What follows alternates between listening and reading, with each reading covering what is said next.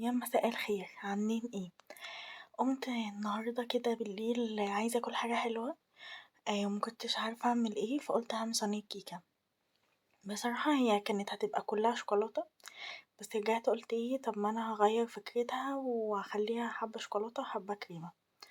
فعملت الكيكة الرخامي المغربي، هي اسمها كده، اسمها كيكة رخامي، لان هي بتبقى مدية شكل تعريقة الرخام كده. جبت الخلاط، مسحته طبعا كويس عشان لو في اي مية او في اي حاجة ما يزفرش الكيكة. اهو بصوا انا مسحته وظبطت الدنيا فيه. وجبت 3 بيضات، نزلتهم في الخلاط، وفي الخلاط هنحط السوائل كلها. 3 بيضات كده. آه وهننزل عليهم بظرفين فانيليا، لو مفيش فانيليا زي ديت وعندكم السايلة، تمام مفيش مشاكل برضو، هتبقى حلوة قوي. وبعد كده هحط كوباية سكر، وهحط كوباية لبن، من كل حاجة بقى كوباية، اهو كوباية سكر وكوباية لبن ومعلقة صغيرة خل. بصوا بقى الخل ده هو اللي هيخلي الكيكة نافشة كده، وهيحافظ على العلو بتاعها. وهيديها، هيخلي قوام الكيكة جميل جدا.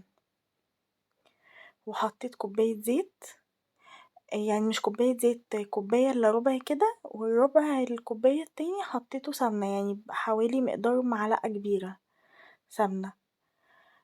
يبقى هنا 3/4 كوباية زيت ومعلقة سمنة صغيرة اهي. بصوا معلقة خل صغيرة خالص هننزل بيها عليها علشان تخلي الكيكة منفوشة وتحافظ على قوامها.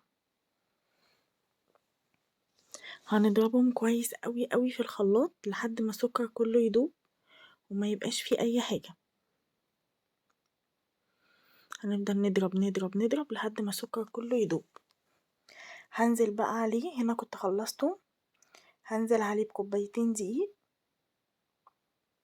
هي كوباية تانية مش هتبقى كوباية كاملة، يعني الكوباية التانية هنقص منها حوالي معلقة، علشان المعلقة ديت انا هبقى عايزاها بعد كده هعمل بيها حاجة تانية يعني.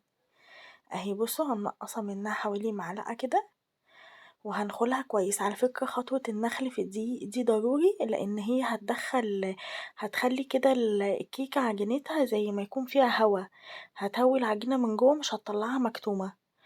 وهحط عليها بيكو كيك شيف، هحط البيكو كامل.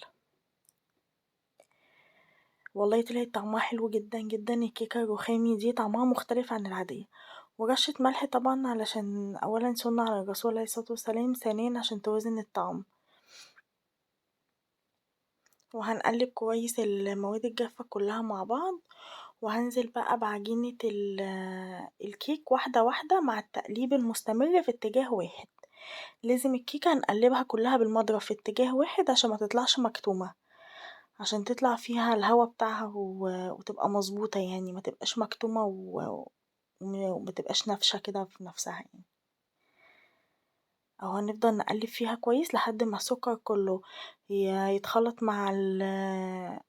مع السوائل اللي انا حطيتها عليه، عشان تطلع العجينة بتاعت الكيك مظبوطة.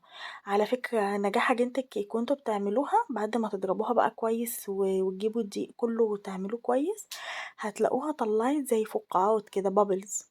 دي معنى كده ان العجينة، يعني العجينة بتاعت الدقيق مظبوطة، وان هي هتطلع معاكم محتفظة بالهواء بتاعها، وهتطلع نافشة، هتطلع حلوة اوي، مش عمرها ما هتطلع مكتومة. بصوا انا بضرب كله في اتجاه واحد. بصوا العجينة بقت عاملة ازاي،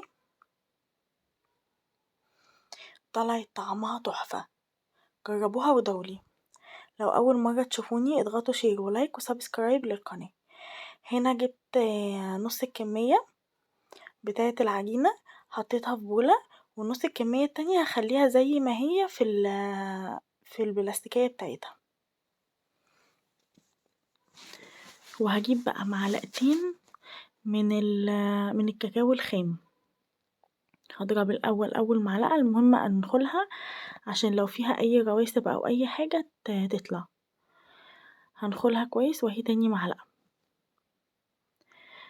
لو لقينا العجينة تقيلة زي ما هتشوفوا كده دلوقتي العجينة كانت تقيلة جدًا، زودوها حبة لبن، هتضبط معانا قوام العجينة كويس. أهو كده هنا المضرب ما لفّش فيها عشان كانت تقيلة، فهاقلّبها كويس بالمعلقة عشان أمزج الكاكاو كلّه مع العجينة بتاعة الكيكة، كلّه يتخلط مع بعضه، أهو كده. بُصّوا بقى تقيلة إزاي، أنا بقى مش عايزاها كده، أنا هاخففها شوية بحبة لبن، عشان تطلع زيها زي العجينة اللي هي السادة مش اللي هي بالكاكاو، هاقلّبها كويس عشان تطلع زيها زي العجينة السادة.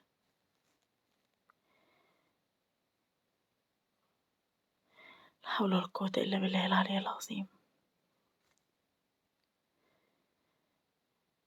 أهي بُصّوا بس هي برضه لسه تقيلة شوية، هاحط لها برضه حبة لبن تانيين لحد ما يوصل القوام بتاعها زيه زي التانية، أهو كده. هنقلّب فيها كويس أوي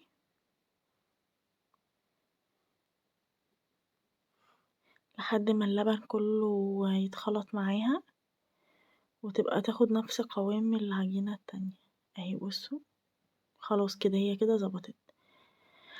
بُصّوا بقى، هاجيب صينية متوسطة زي ديّة، تيفال، ألمونيا زي اللي أنا باستخدمها، أي حاجة، عامةً أنا باحب أستخدم الألمونيا جدًا، جدًا في كل حاجة يعني.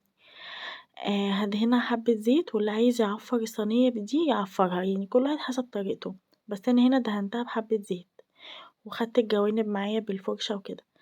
هانزّل بقى حبّة، حبّة كده صغيّرين مش كتير من العجينة السادة، وفي النُص حبّة من العجينة أم شوكولاتة، تمام، أهي زي ما أنتم شايفين كده، وهاكرر العملية كده لحد ما أخلّص الكميتين من العجين الشوكولاتة والسادة، وهاحط بقى كده جوا بعضه، جوا بعضه، لحد بقى ما الكمية كلّها تخلص. هي أصلًا الكمية قربت تخلص ما خدتش وقت كتير، أهوّة.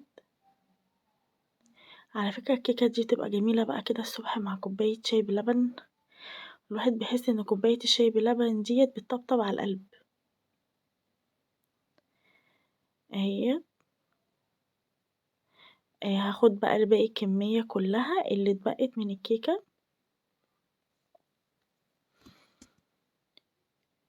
لا حول ولا قوة إلا بالله،